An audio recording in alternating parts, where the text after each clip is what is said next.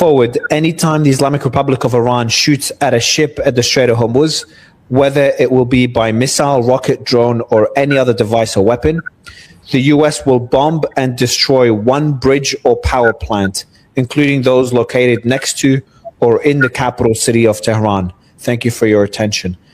So that was about 2 hours ago, I think. Now, the reason this is the first time he makes this threat, the reason I said it will be repetitive, because he's always made pretty significant threats to then walk them back. There's a pretty massive military buildup happening as we speak, and has been happening for the last few weeks.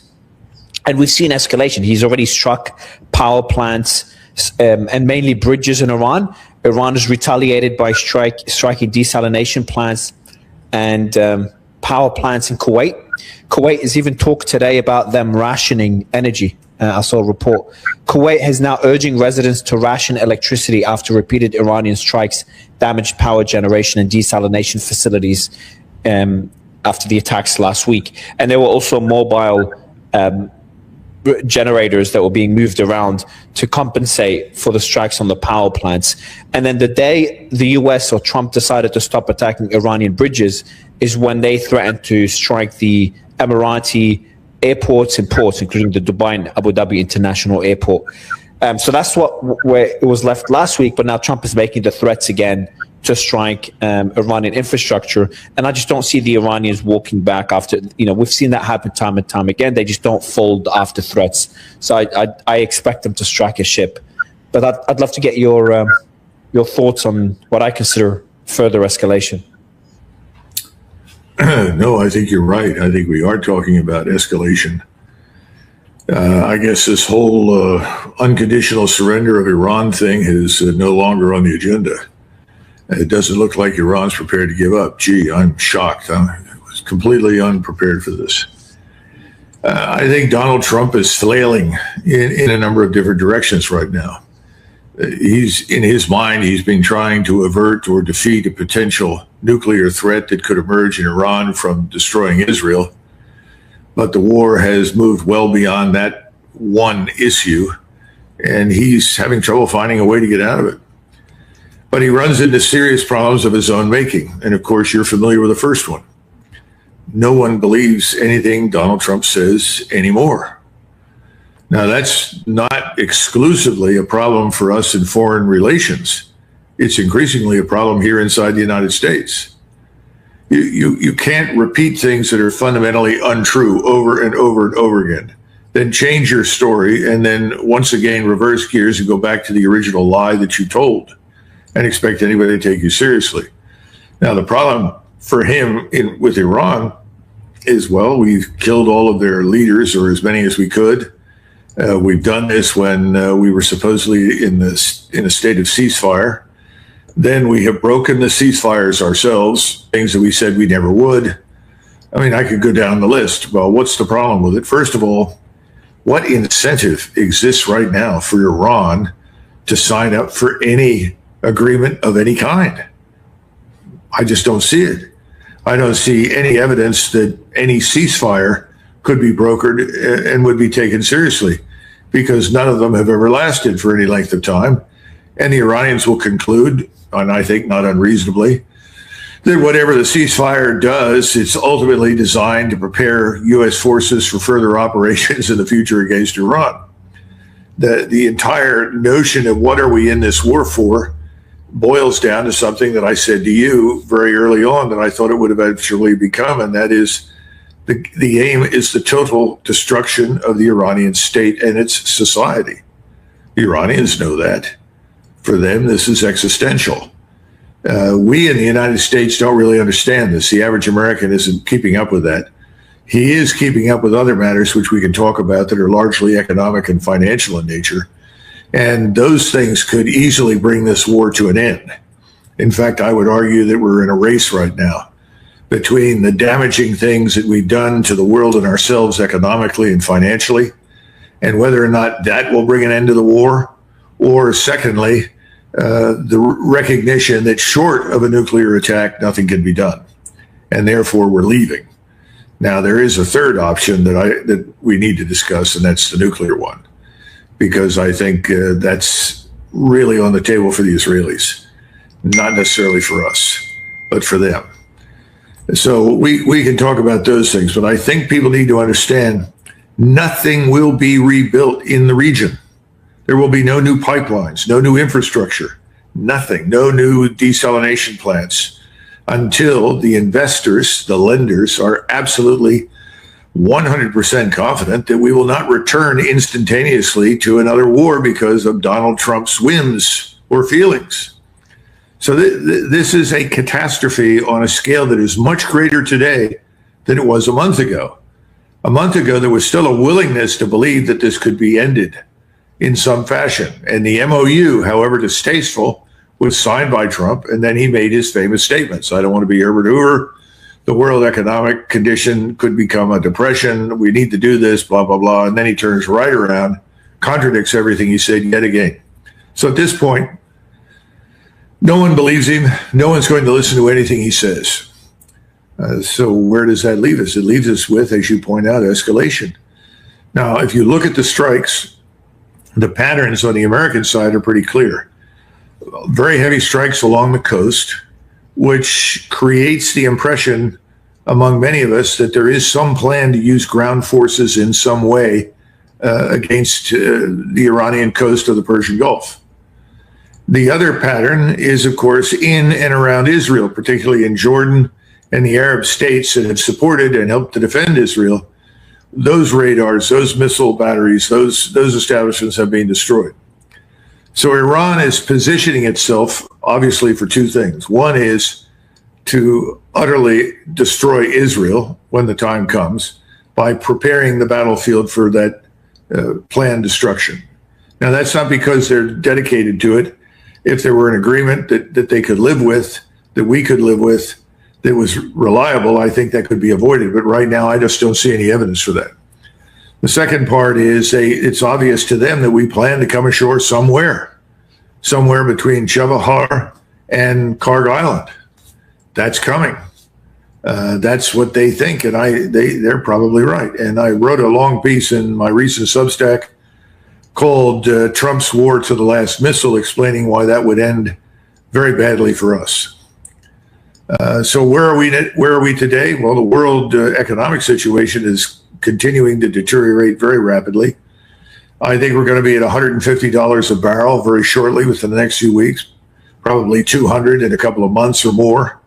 And it's not just gasoline and diesel, it's all the distillates, everything else that goes with the Persian Gulf, from sulfuric acid to, unfortunately, fertilizer and helium and so forth. So the world is now very definitely on a glide path to depression. It's going to be worse in some places and better in others. Some people think it'll be a very hard recession in the United States. I think we'll be lucky if that turns out to be the case. Because how do you combat this? Well, the predisposition when you have high inflation and things are going badly has been to print money. Well, I suppose we can do that. But then it makes it harder on the bond market right now, because right now the bond market, I think the 10-year, which is really the bellwether for trouble, is at about 4.6%. And most experts think when it hits 5%, that we will be unable to service our debt and we will go under. So looking at these various factors, I think most rational people in the position that Donald Trump occupies would say, stop. We can't go on. All right, so you mentioned a lot of interesting things. I want to go to the Israel one, the strategy. Funny you mentioned this, because I saved an article about it to bring it up. And that's a summary of it. Iran may be using attacks on regional basis to blind Israel before any direct escalation.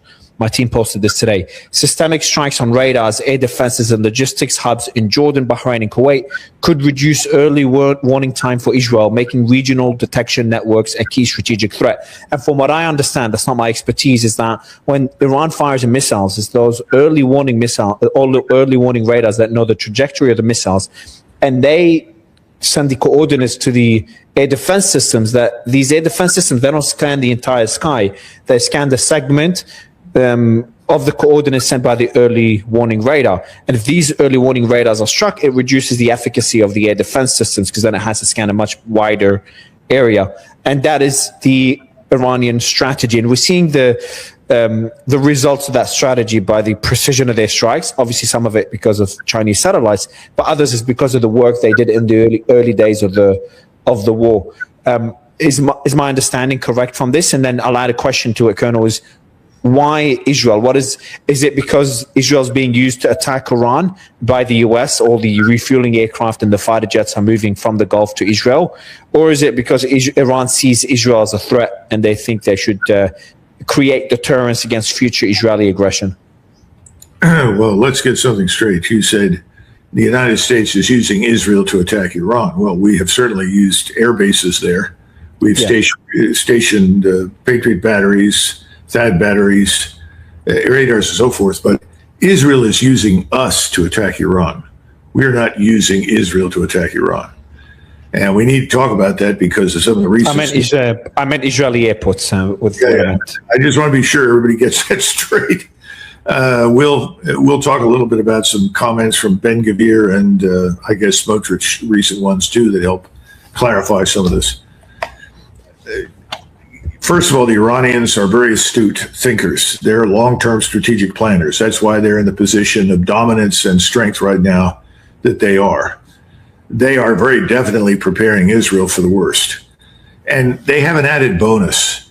Whatever destruction you mete out to the statelets in the Persian Gulf, like Kuwait and others on the west coast of the Persian Gulf, is a bonus because they are all Israeli dependencies or supporters in one form or another. UAE is the worst offender, obviously. But from the standpoint of the Iranians, all of these statelets are enemies. They are bases for attack against Iran, period. Whether it's American, Israeli, doesn't make any difference to them.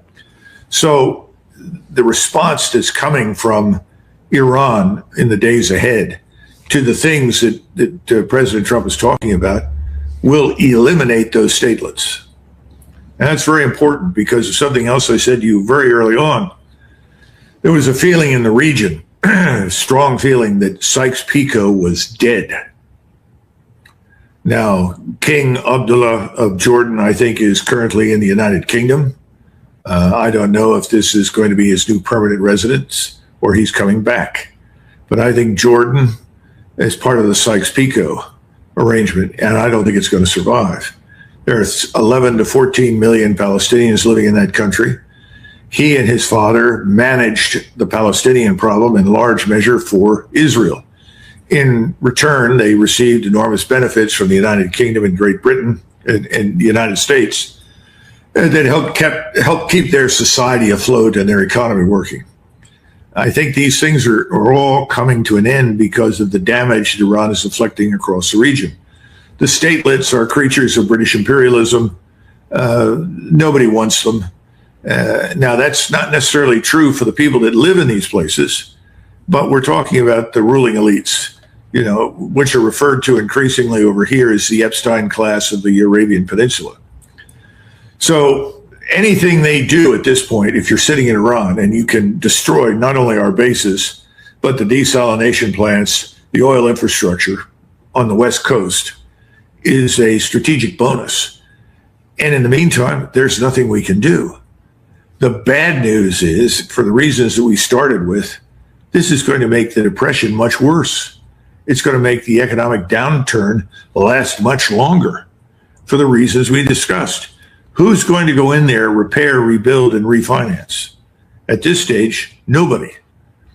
That's why it's so vital and essential, and has been really from the beginning, that Donald Trump bring this to an end. And that brings us to Israel. Can he end this? And I think it's perfectly obvious that he cannot.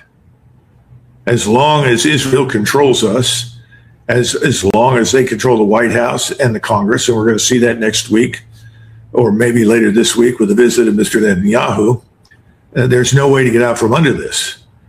And I don't think Donald Trump and his financial friends that surround him are going to be able to manipulate the oil markets much longer, not to the extent that they have in the recent past to enrich themselves. It's going to be much tougher. You're not going to be able to suppress those oil prices. So what happens? When does the moment arrive when, for Donald Trump, it's existential for him? It's already existential for Iran. They know what they're doing. They're fighting to the bitter end. They know how to do it, and they have clear advantages at this point. It hasn't been existential for us, but it's about to become existential for Donald Trump and his administration.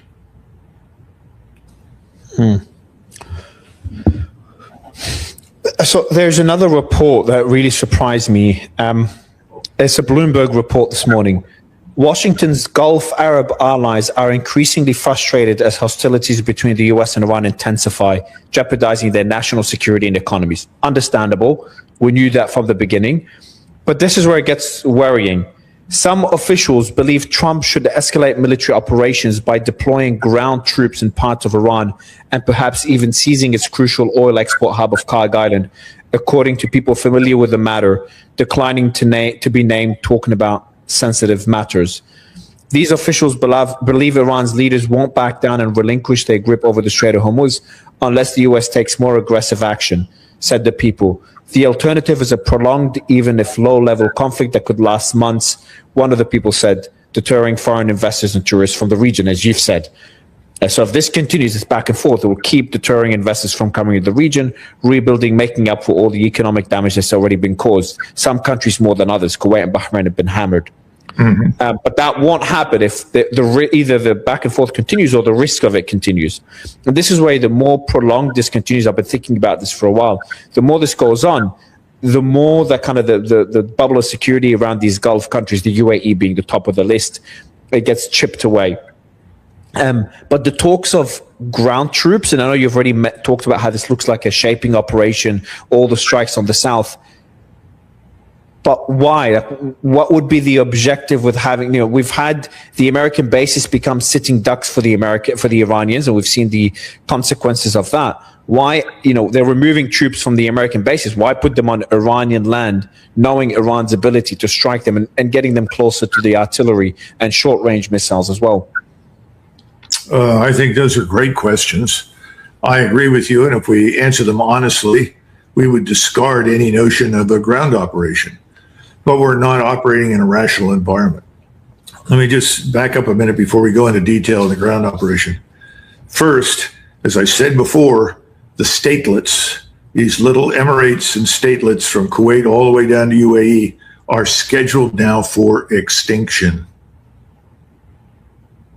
Understand? That's where they're headed. So anybody who's heavily invested down there, think it's time to pull up stakes. Even if we've seen a lot of them improve relations with Iran, some of them, there's talks about some of them long-term wanting to remove American bases. Would that change your analysis if these steps are taken? I would say I'd have a nice pile of gold sitting in the corner that I could rapidly transfer to Iranian ownership. And I would make it abundantly clear that no American in uniform under any circumstances or any other foreign service in uniform is welcome in my country. And that I swear by all that's holy that there will be no American bases in my country or any foreign bases that are hostile to Iran ever again. Now, maybe if you put those two things together, they can avoid extinction. Right now, those two things don't exist. There's been some reports of money, these Gulf countries secretly unfreezing money to Iran. The American bases, I think it's inevitable as well, isn't it? Is it fair to say that it is inevitable these bases will leave the region? The US won't want them to remain there after the experience in this war. Yes, which is why we ought to end this as soon as possible.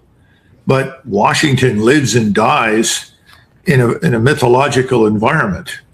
They believe that garrisoning the world is a symbol of American greatness and power and hegemony. They believe that the loss of military supremacy, because we're not prepared and cannot defend all of these places, will translate into financial Armageddon.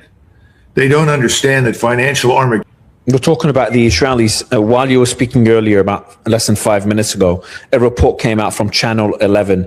Israel remains on maximum alert after Washington informed it of escalating attacks on Iran in the coming days, which will include bomber runs. Tel Aviv was notified that Iran may respond to the escalation with attacks on Israel, because I'm assuming the US would be using Israeli airports for some of these attacks, or the majority maybe of these attacks. And we've seen similar reports come out yesterday. It's been a few days now of reports coming out of Israel of them preparing for an escalation. There was a security cabinet meeting with Netanyahu for 5.5 hours yesterday as well. When you mention Israel using a nuke, is that for Pickaxe Mountain? What would be the objective of that? Well, first of all, I don't know if Pickaxe Mountain is the ultimate objective. What I'm saying is that if the Iranians respond as I think they're planning to, which is with a horrendous attack, especially since they've worked so hard to strip away early warning, missile defense, and so forth, then the Israelis may say, well, we have to respond. And the only way that we can respond and make any difference is to use at least a nuclear weapon, whether it's 5 kiloton or 10 kiloton, whatever it is, and against a specific target. Now, what would that target be? I don't know. I mean, they can pick cities. We are increasingly bombing cities. When we talk about targets, we're killing a lot of civilians in Iran now.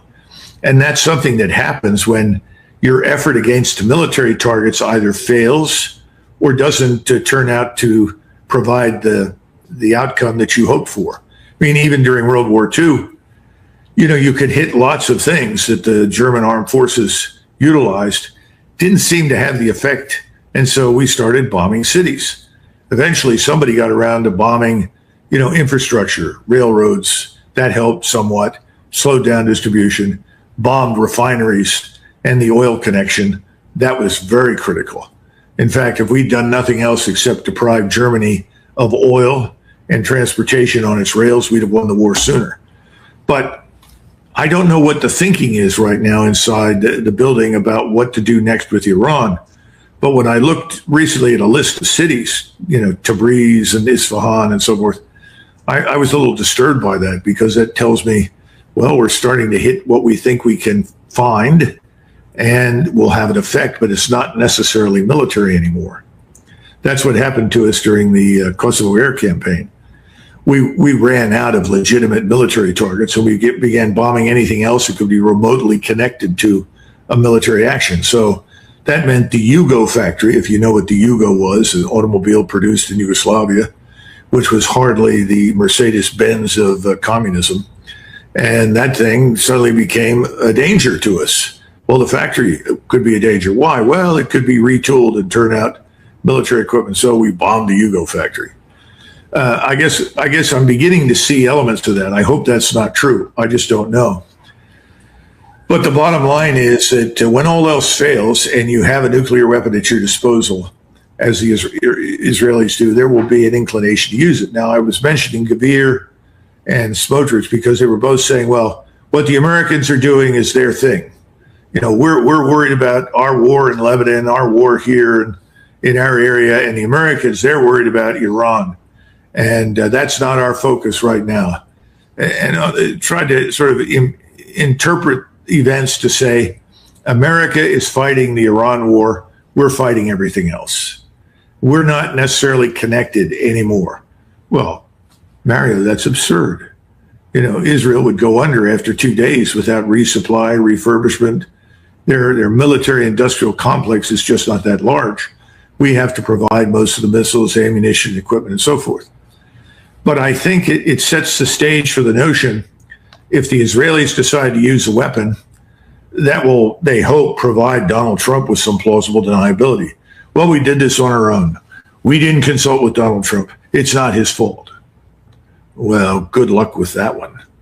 We are joined at the hip. The notion that we can escape responsibility for that kind of action is absurd. The rest of the world will laugh at that. But I think that's a risk right now. And we'll know more after Netanyahu visits with President Trump and issues new march orders. Well, after Trump's post, where he said he'll destroy one bridge or one power plant for every ship the Iranians attack, Ghalibaf responded, "The equation of this war is clear, either all or none. In a region where we do not sell oil, no one will sell oil. If our security is not insured, no infrastructure will be safe. And the security of the strait is in the absence of American forces. We have repeatedly said that the situation of the strait will not return to pre-war conditions. So this is Ghalibaf pretty much saying that we will not give up the Strait of Hormuz, which is what Trump is requesting. And if Trump attacks our infrastructure, we will attack the infrastructure of the region, as they've said before, time and time and time again, and as they've delivered on these threats before, including last week. So, the obvious question is, will Trump, do you think, deliver on these specific threats? He's already struck their bridges and their power plants last week. And will Iran retaliate as they've said they would? Because they did that last week. And what does that mean for the region? Unfortunately, I think the last thing that President Trump will do is say, I've done as much as I can do. And under the circumstances, we're not going to get a resolution. But it is in the interest of the world, as well as the United States, for reasons of economy and finance, that I break off this war. Now, that's the last thing he wants to do. That's the last thing that he will do.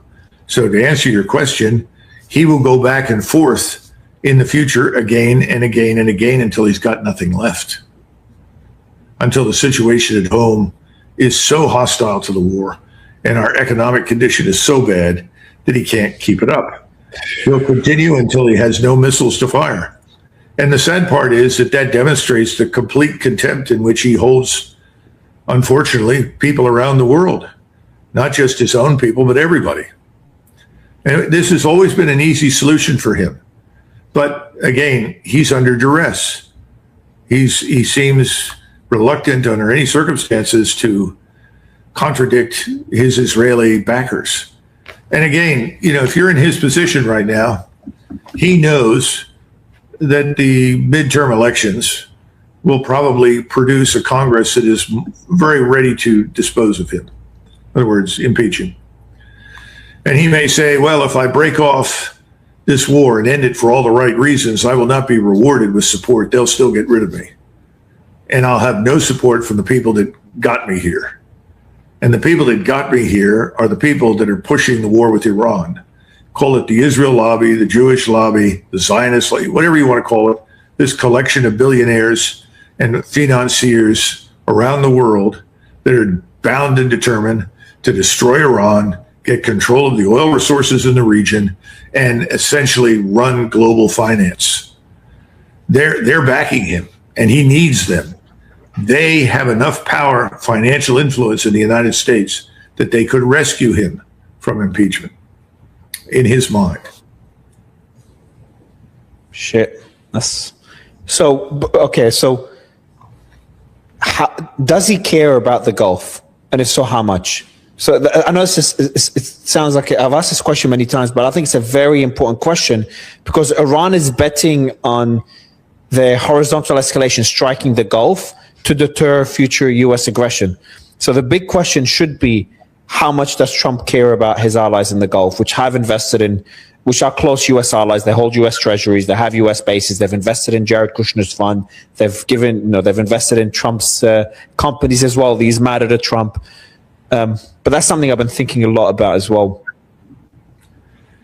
Donald Trump is probably more concerned with something else that his advisors have told him. They probably said, look, boss, if we walk away from this and we admit that we did not win, this is the end of our military supremacy in the world. We will be challenged everywhere. Yeah. This is not going to end with the Gulf. So you can't just leave. You have to stay this. A stalemate, which is probably what he's being told. If you can't get an outright victory, a stalemate that holds everyone hostage to the war in the Gulf is better than walking away. Now, I don't agree with that. I think walking away is absolutely the intelligent solution. But you have these kinds of conversations at that level. You've got to go back to 1968 after Richard Nixon was elected. He sat down with the Joint Chiefs and they all unanimously recommended that we withdraw from Vietnam. And he consulted with Kissinger, and Kissinger allegedly told him, look, you can't just do that, for some of the same reasons we're discussing now. What message does that send to the Soviets? Well, we now know in retrospect, the Soviets were shocked that we went in there to begin with. They thought we were very stupid to do that. And if we had left, they would have said, well, that's a smart move to make. They would not have taken that as evidence for our weakness and started a war against us. But I think we're in a similar position right now in Washington with people who are saying you can't just leave. You can't just walk away from this. So we're back to stalemate or victory. Well, victory is not coming. Now, that's where the Israelis come in. The Israelis say, we'll take care of this. We'll launch a nuclear weapon. That's Pandora's box. Mario, when that happens, we have no idea where that will go. You're now talking about China, Pakistan, Russia, any number of other major powers in the world who are going to say, wait a minute, no one signed up for this. Because remember, even though it was not necessarily codified per se in law, it's been widely understood since 1945 that nuclear weapons are really designed to protect your national territory. Brezhnev said in 1968, he said, what we have, we hold. In other words, we're not giving up the gains of World War II. Now, 20 years later, that was all gone. It fell apart on its own. But everybody acknowledged, got it, we're not going to go to war over that. And I think we all understood that you don't raise the nuclear threat unless your own home territory is under direct threat of nuclear attack. So I hope that that doesn't happen. And I hope that President Trump, no matter what Mr. Netanyahu says, stands his ground on that one and agrees there will be no use of a nuclear weapon. Now, there's something else, and I know that you talk to Larry Johnson a lot, and Larry has great sources. He's not the only one, and Pepe Escobar has great sources. There are rumors that the Iranians may either push over the threshold and develop a nuclear warhead or receive some assistance with it from Pakistan or somebody else. And that someone is considering detonating a nuclear device in the southern part of Iran, in the desert somewhere potentially, as a demonstration of what Iran can do. I have to urge anyone who's considering this to forget it. That will not have the desired effect. I know the Israelis, and if you see a nuclear weapon detonate on Iranian soil somewhere, they will attack immediately and devastate the country. So don't do it. Don't even think about it. Because I think there are really people out there that believe, well, if we demonstrate this, they'll leave us alone. Not a chance. The opposite will be the case. So nuclear weapons should remain off the table.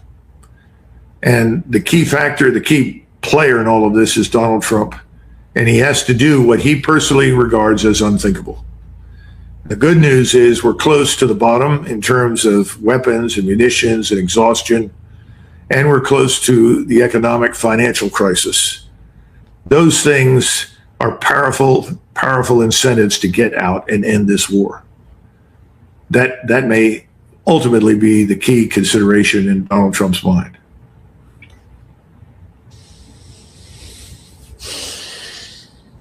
I was hoping we'd be talking about Cuba by now, Colonel. Oh, jeez. Who wants back to Ukraine? Well, yeah, if you want to talk about Ukraine very briefly, because I've only got a minute or two, people should pay attention to the return to the battlefield of General Surovikin. General Surovikin, the Air Force officer who was responsible in 2002, 2003 for putting together the strategic defense. You'll remember that he insisted that forces be withdrawn from Kherson across the Dnieper River into southern Ukraine, or what we call today southern Ukraine, north of Odessa. And he was right, and he made all the right decisions. Russian casualties remained very low, and Ukrainian casualties just were staggering as more and more dumb generals in the West advised them on how to break through this defense, which was very brilliantly devised by the Russians. The outcome, millions of Ukrainian dead, millions wounded, and the Russians skated out of a very dangerous situation. He's back now, and he has, I'm told, carte blanche when it comes to striking whatever he thinks is appropriate. I think you're going to see the bridges over the Dnieper struck and destroyed. And whatever remains in the east, I think, is going to be rolled up and destroyed on the way of the Russian army to the Dnieper River. Once there, they'll cross the river if they feel it's necessary, if they get no response out of the west. But I think Surovikin's return is something that should scare the hell out of Kiev. And I think it probably has behind closed doors. And as you see, they're firing people left and right. That's usually an indication that they're at the end of the rope anyway. But Surovikin's reappearance should mark a turning point in this war. Thank you for the quick update. Hopefully soon we'll be able to focus on Ukraine again as things calm down in Iran, but it's looking extremely unlikely with the developments, especially in the last few days and weeks, especially in the last 10 days. Colonel, it's always a pleasure to speak to you. Thank you. Thank you very much, Mario. Bye-bye. I think we need to understand something. This MOU is not a peace agreement. It was never meant to be a peace agreement. The MOU was structured to address points that everybody agreed were, at least in theory, achievable. Well, they're not. And even though we have been defeated militarily in the Gulf, I don't see much evidence that President Trump is comfortable with that outcome. And I think what you have is a situation where whenever it suits us to undermine, attack, or destroy something that belongs to Iran, we will do it. And I think the Iranians, need to come to terms with that. We have to understand that President Trump is masterful with regard to how he manipulates markets. And you saw that the attacks he launched were launched after the business day on Friday in New York City closed and the market was closed. And the Iranians foolishly responded to that attack before Monday. They shouldn't have. They should have waited till Monday or Tuesday, where it would have had a direct impact on the markets. President Trump is very sensitive to the markets. It's not just because of the fall elections. He needs some measure of hope and balance in the marketplace to hold this faltering economy together. I mean, we actually had in the first quarter of 2025 negative growth in terms of GDP.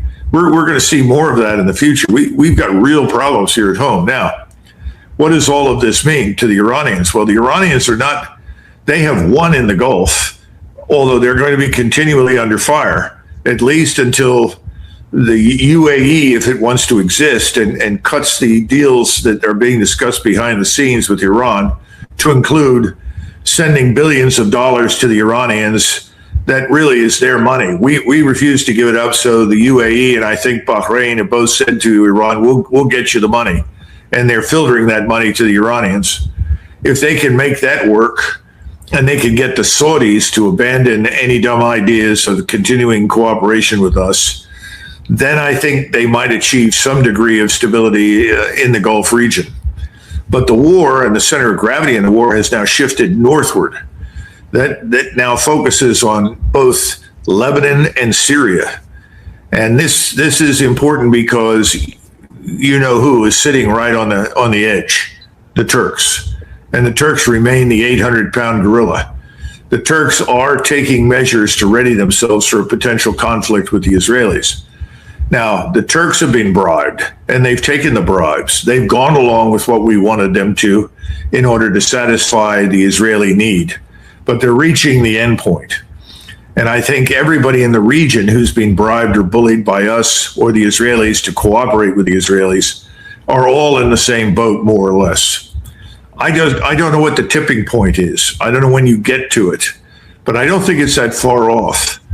And I think we have to keep in mind that Netanyahu and Naftali Bennett and Ben-Gvir and others have very cavalierly attacked the Turks and threatened them and openly stated that they are, quote unquote, next on the menu. Well, Israel has not swallowed the Iranian meal. It's not going to. And if they keep this up, they could easily have the Turks on the menu in ways that they would rather not see. It is us. We're the key to protecting Israel from this imminent disaster. And the real question now is, can we do that? Because we can't defeat Iran in the south over the Gulf. Are we now shifting our emphasis to the north, where we're going to work with the Israelis, the Kurds, or anybody else we can find who is trying to destroy Iran? I suspect we're going to do that. The real question is, how long does everybody else up there wait until they say enough's enough and they join in the fight? I don't know, but I think it's coming.